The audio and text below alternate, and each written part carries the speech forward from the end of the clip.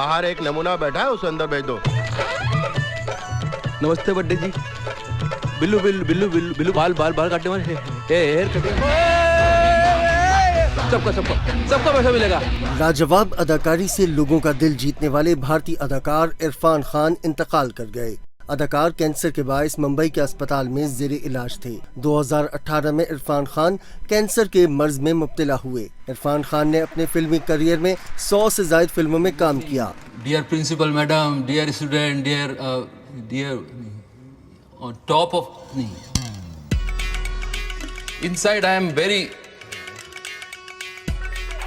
Very emotional and outside I am very happy.